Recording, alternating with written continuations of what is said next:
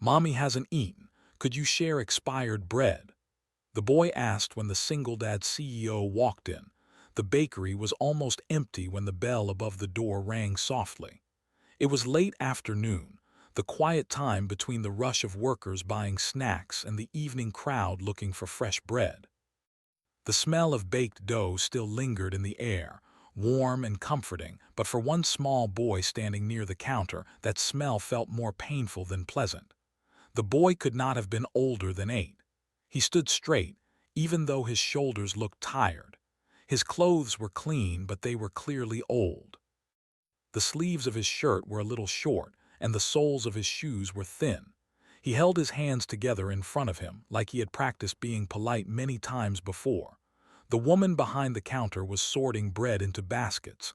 She noticed the boy and gave him a small smile, the kind people give children without thinking much about it.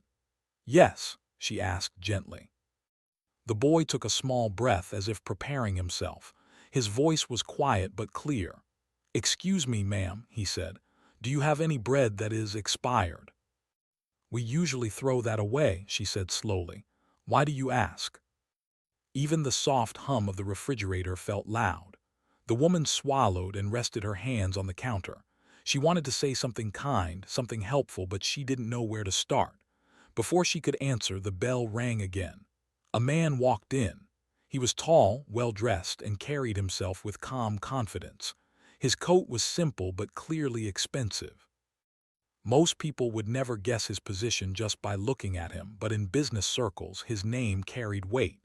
He was a single father and the CEO of a growing company, but inside the bakery, none of that mattered.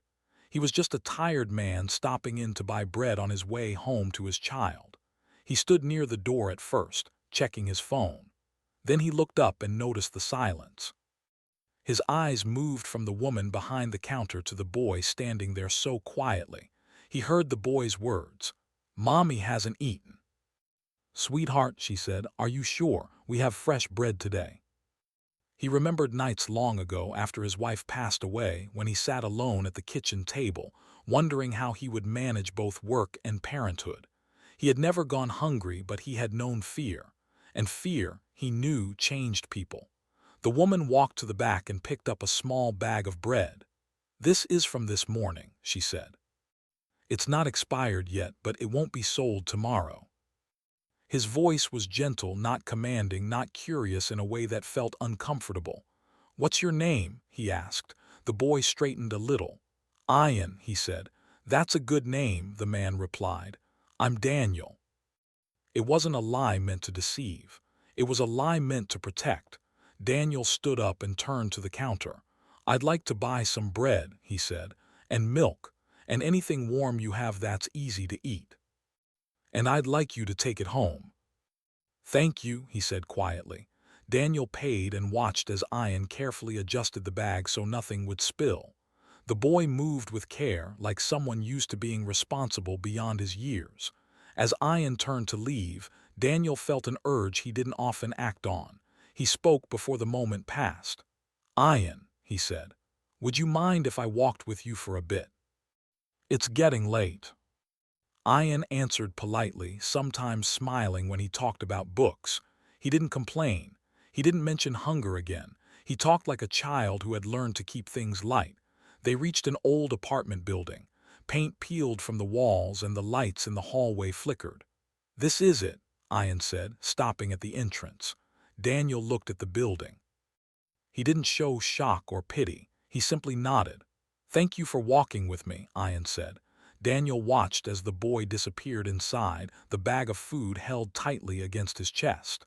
Daniel stood there for a long moment. He had come to the bakery for bread. He was leaving with a feeling he couldn't ignore. Something told him this was not the end of the story. And as he walked back to his car, Daniel already knew one thing clearly. He wasn't going to forget that boy's voice. Daniel did not leave right away. He stood near his car, watching the apartment building where Ian had disappeared. The windows were dark, except for a few dim lights flickering on different floors. It was the kind of building people passed every day without noticing. But now it felt heavy to him, like it was holding many untold stories inside its walls. He sat in his car but did not start the engine. His hands rested on the steering wheel and his mind kept going back to the boy's voice. It was not the words that troubled him most. It was the calm way Ian had said them, like hunger and worry were normal parts of life. Daniel thought of his own child, sitting at home with homework spread across the table. He remembered promising himself that no matter how hard life became, his child would never have to ask strangers for food. That promise had driven him to work harder, to build something stable. And yet, here was a child not much older than his own, carrying a burden no child should carry. He finally started the car and drove home, but his thoughts stayed behind at that old building. That night, Daniel barely slept. He lay awake, staring at the ceiling, replaying the scene in the bakery again and again. He told himself that he had helped. He had bought food. He had walked the boy home safely. That should have been enough. But it didn't feel enough. The next morning, Daniel followed his usual routine. He prepared breakfast, packed lunch, and listened as his child talked about school plans. He smiled, nodded, and responded, but part of his mind was elsewhere. After dropping his child off, he drove to his office. The building was modern, filled with glass and light. Employees greeted him with respect as he walked in. Meetings were scheduled back to back. Reports waited on his desk. Decisions needed to be made. Still, between conversations and emails, his thoughts returned to Ian. During a short break, Daniel opened his laptop and stared at a blank screen. Instead of working, he wrote the boy's name at the top of a document. He didn't know why. Maybe he was afraid that if he didn't write it down, he would forget, and forgetting felt wrong. Later that afternoon, Daniel left the office earlier than usual. He told his assistant he had a personal matter to handle. No one questioned him. They rarely did. He drove back toward the neighborhood where the bakery was located. This time, he parked a little farther away and walked. The bakery looked the same as it had the day before. Warm lights, familiar smell. The woman behind the counter recognized him immediately. "You were here yesterday," she said. "Yes," Daniel replied. "I wanted to ask you something." He usually comes near closing time, always polite, always asks for bread that's about to be thrown away, never asks for anything else. He simply stood across the street watching people come and go, parents holding children's hands, workers returning home, life moving forward. After some time, he saw Ian. The boy was walking back from school, his bag slung over one shoulder. He looked tired but focused, like he was thinking about something important.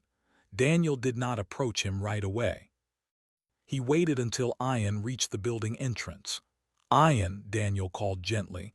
The boy turned, surprise flashing across his face. For a moment he looked unsure. Then recognition appeared. "Sir," Ian said, "from the bakery." "Nothing bad. I just wanted to check in." "She doesn't like help," he said quickly. "She says we should manage on our own. But sometimes talking doesn't hurt." Her face was pale and her eyes carried a mix of strength and worry. When she saw Daniel, her body stiffened slightly. "I'm sorry," she said quickly. "We're not selling anything. He's a very good kid." "I won't stay long," Daniel said. "I just wanted to say that your son impressed me. I just wanted you to know that there are people willing to help without expecting anything back. And tell you that your son has a kind heart. That matters." As he left the apartment, Daniel felt something shift inside him. This was no longer about a single moment in a bakery. This was about people, real people. And he knew, deep down, that this was only the beginning. Daniel tried to return to his normal life after that visit, but nothing felt normal anymore. Every meeting, every phone call, every quiet moment between tasks brought his thoughts back to that small apartment and the calm strength in Sarah's eyes. He had told himself he would not push. He had given his number. The choice was hers.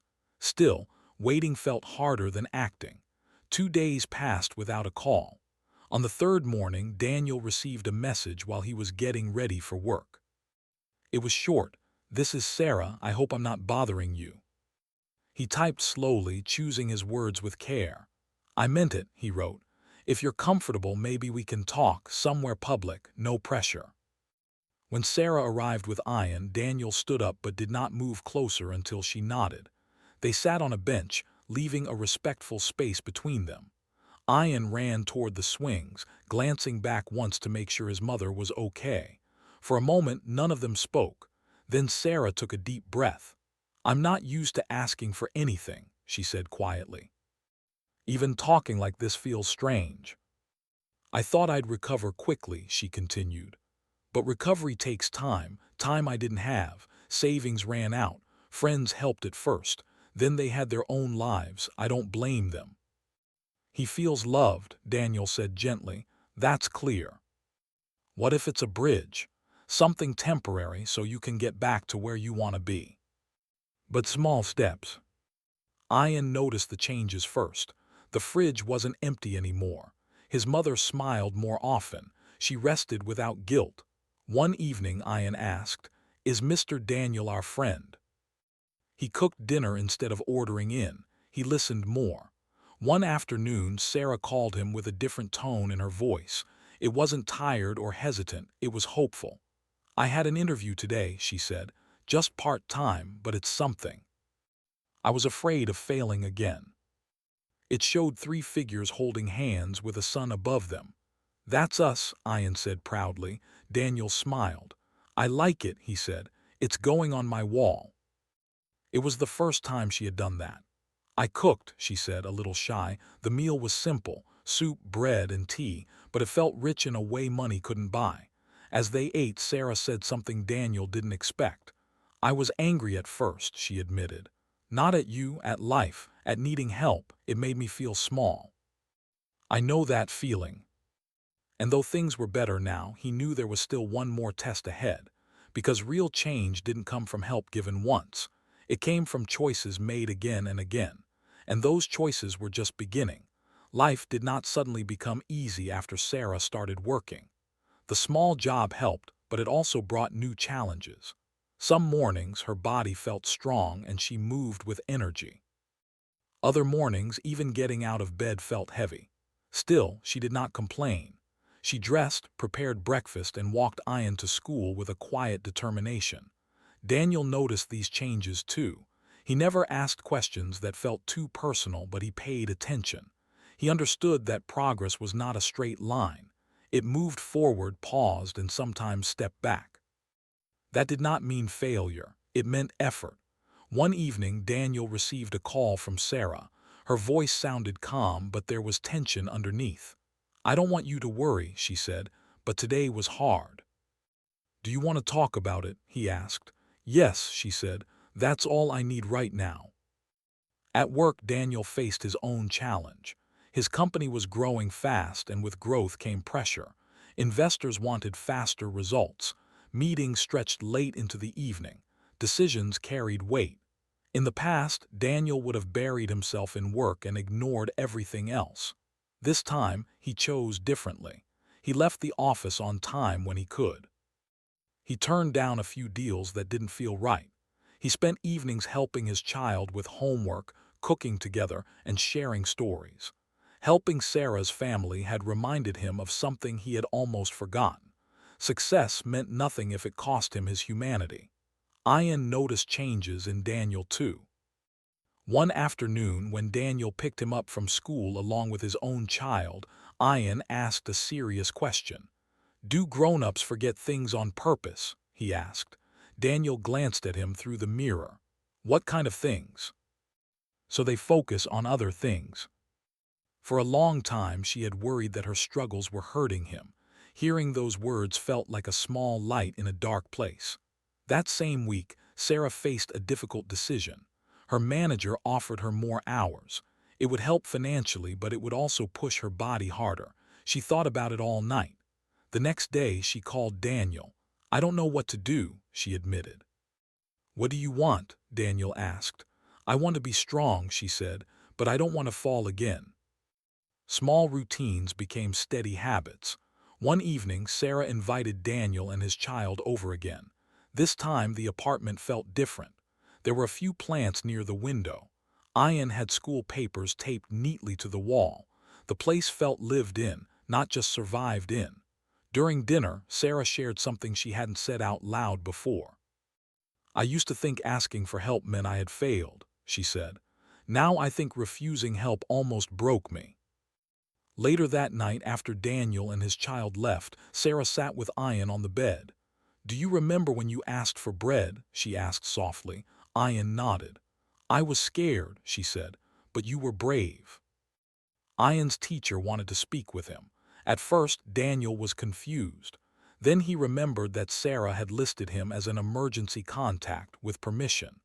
The teacher explained that Ian had been chosen for a school presentation about kindness and responsibility. They wanted a family member to attend. Daniel felt something warm in his chest. "I'll be there," he said. At the presentation, Ian stood in front of his class holding a small paper. He spoke slowly but clearly. He talked about helping others, about sharing, about listening. He didn't mention hunger, he didn't mention fear, he talked about caring. When he finished, the room filled with applause. Sarah wiped her eyes. Daniel clapped with pride. In that moment, Daniel realized something important. The help he had given had already grown into something bigger. It was shaping choices, habits, and values. But life, he knew, always tested growth. And soon, another test would come. Not to break them, but to see how strong they truly were together. Part 5. Co-expand Crow without heading 1,300 words in simple English words. It should be interesting, and every part should be engaging so the audience doesn't get bored. And don't use any violated word. Avoid any violated content. Instead, change came through routine, patience, and small choices repeated every day. Sarah continued working. Some weeks were easier than others, but she learned how to listen to her body instead of fighting it. She rested when she needed to and worked when she could. Slowly, confidence returned. Not the loud kind, but a steady belief that she could handle tomorrow. Ian grew taller. His school bag looked smaller on his shoulders now. He talked more at home, sharing stories about his classmates, his favorite books, and ideas he wanted to try. He no longer watched his mother with constant worry. He still cared deeply, but the fear had faded. Daniel watched all of this from a respectful distance. He stayed present, but he no longer led. He let Sarah make decisions, let Ian grow on his own terms. That had always been the goal, even if no one had said it out loud. One afternoon, Daniel received a message from Sarah. "I did something today," she wrote. "What kind of something?" Daniel replied. "I helped someone," she said. They met later at the same park where they had first talked weeks ago. Sarah looked calm, almost peaceful. "There's a woman at work," she explained. "She just moved here, no family nearby." She looked lost. I recognized that feeling. He realized he was slowly stepping back, and that was a good thing. His role was never meant to be permanent. At home, Daniel's child asked a question during dinner. "Do you think people are meant to meet for a reason?" the child asked. Daniel paused. "I think some people meet to stay," he said, "and some people meet to help each other grow." Daniel smiled. "Both. And how I survived anyway." Fresh bread, she paid in full. Then she added a little extra and asked the woman to use it for anyone who needed it later. As she left, Sarah felt something close inside her that had been open for too long. A chapter quietly ending. That night she told Ian. "Do you remember the bakery?" she asked. Ian nodded. "That's where everything started. And that's where something finished too." Daniel's company continued to grow, but he made choices differently now. He invested in people, not just plans. He encouraged flexible work, supported community programs quietly, and avoided attention. His child noticed. "You're home more," the child said one night. "Yes," Daniel replied. "That's on purpose." The topic was simple: someone who made a difference in your life. He wrote about his mother. He wrote about strength, kindness, and quiet courage. He did not mention Daniel by name. Instead, he wrote about learning that help could come from unexpected places, and that accepting it did not make someone weak. When Sarah read it, she cried, not from sadness but from pride. The school invited parents to an open day. Sarah asked Daniel if he would come. "You don't have to," she said quickly. "I'd like to," Daniel replied.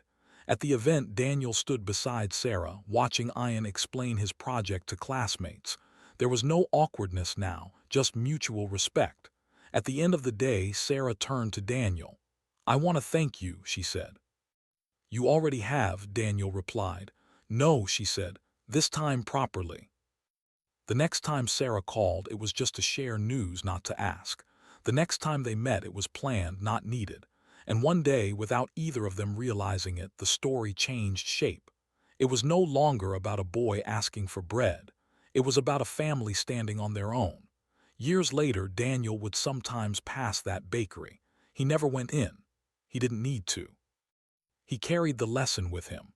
That dignity matters. That listening can change lives. That help, when given with respect, can turn into strength. And somewhere else in the city, a young boy grew into a young man who never forgot what it meant to care.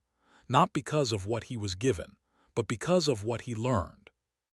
And that was the quiet ending of a story that began with hunger, but ended with hope.